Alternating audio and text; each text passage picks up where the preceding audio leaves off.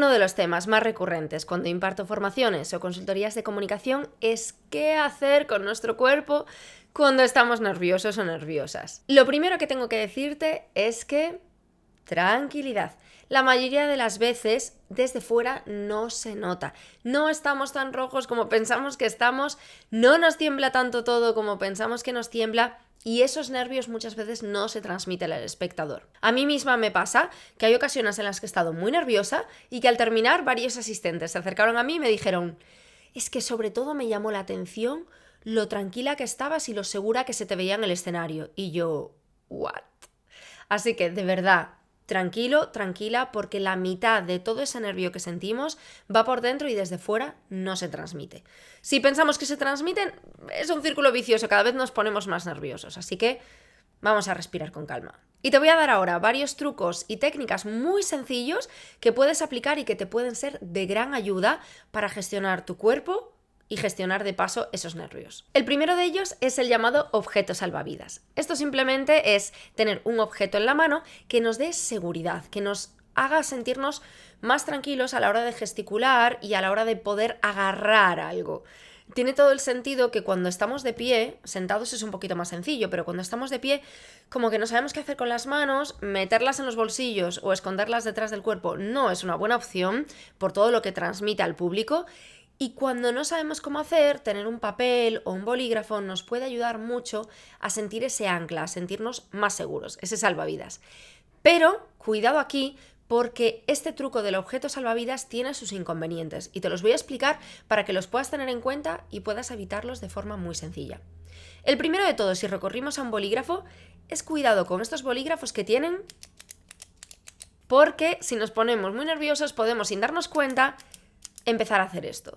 Si estamos en público es malo, pero es que si nos estamos grabando en vídeo o nos están haciendo una entrevista puede ser terrible, incluso puede haber que parar la grabación porque se esté colando el ruido en el micrófono. Entonces, si es un bolígrafo, mejor que sea uno fijo que no tenga el botoncito de atrás. ¿Qué más? Si llevamos un papel, corremos el riesgo de que si nuestras manos tiemblan, ese temblor se transmita al papel muchísimo más.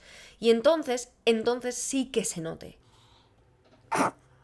Un temblor que en las manos puede resultar muy sutil, trasladado a un folio se puede notar muchísimo más. Entonces, aquí mi consejo es que si llevas algo, lleves una carpetilla, un bloc de notas o algo tipo cartulina, como los presentadores de televisión, para que no tiemble tanto. Y por último, cuidado con esos objetos salvavidas que llevamos integrados como gomas del pelo, anillos y demás, porque he visto vídeos y he tenido que editar vídeos y corregir vídeos de personas muy conocidas y con cargos muy importantes que se pasaban todo el vídeo estrujando su anillo o quitándose y poniéndose la goma, o lo que es peor, con abalorios, colgantes y pulseras que hacen mucho ruido, que no paraban de moverlos y de distraer un montón la atención del espectador de su mensaje.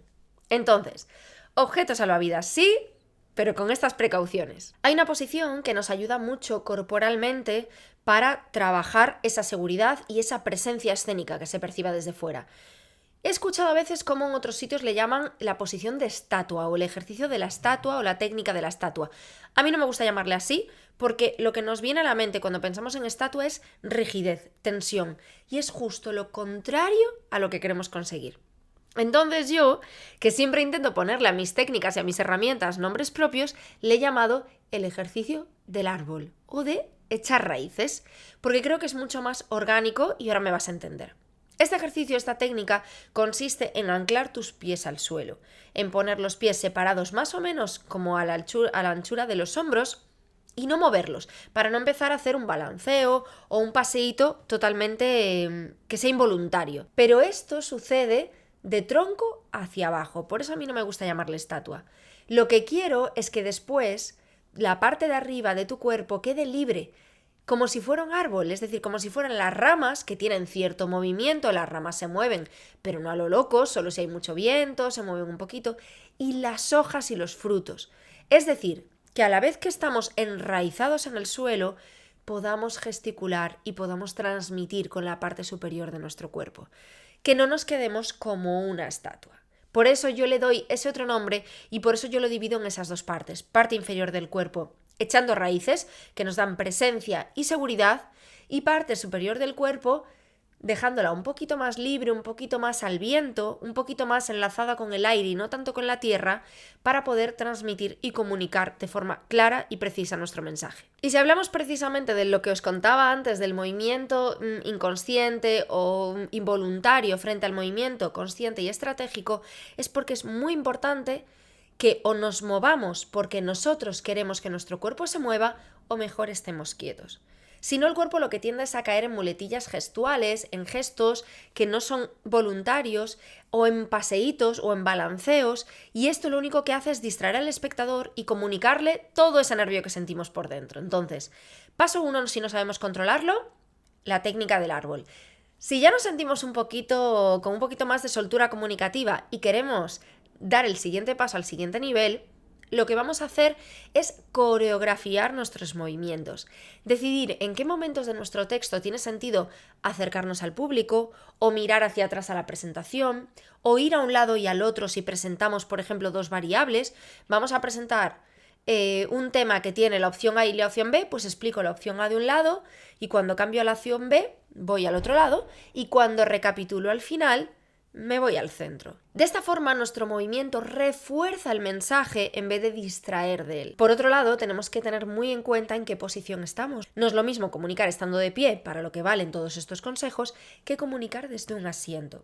Cuando estamos desde un asiento, lo más importante es que nuestra espalda esté recta, que ni nos echemos hacia atrás en la silla, ni nos echemos hacia adelante, porque puede dar sensación de agresividad, esto segundo, o de dejadez, lo primero. Con la espalda bien recta y nuestros hombros hacia atrás, por muchos nervios que tengamos, ya transmitimos una sensación de presencia y de seguridad. Por último, y en lo referente a la gesticulación de la que antes te hablaba en el ejercicio del árbol, es importante que la gesticulación tenga un equilibrio entre que no sea ni muy tensa y que brille por su ausencia, y que no estemos todo el rato haciendo el mismo gesto de la misma manera, porque eso, una vez más, nos lleva al movimiento involuntario. Lo ideal es que la gesticulación refuerce el mensaje, que nos sirva para explicar, clarificar, enumerar o dar un poco de intención o de emoción a nuestro mensaje sin sobrecargarlo. Entonces, para ello te recomiendo que te grabes sin mirar a cámara, que te grabes con el móvil del revés o con alguna cámara, y que después revises cuánto gesticulas. Si te ves muy tenso o muy tensa, puedes intentar revisar tu texto y decir, vale, ¿cómo podría yo aportarle más información a este mensaje apoyándome en mis manos y en mis brazos? Y si te ves sobregesticulada, puedes decidir qué gestos son los que más repites para intentar ir reduciéndolos poco a poco. Todo esto, como te digo, lo trabajo en mis formaciones y en mis consultorías, y cada consejo de estos podría dar para un solo vídeo. Así que si tienes cualquier duda, déjamela en comentarios, que yo te respondo sin problema. Y ya para cerrar, como en este vídeo estamos trabajando el cuerpo para que no transmita los nervios, pero lo esencial es también trabajar los propios nervios en sí, te recomiendo que te veas la playlist del consultorio de comunicación, en la que varios de los últimos vídeos están precisamente dedicados a esa gestión de los nervios. Muchas gracias por acompañarme hasta el final del vídeo y nos vemos muy pronto.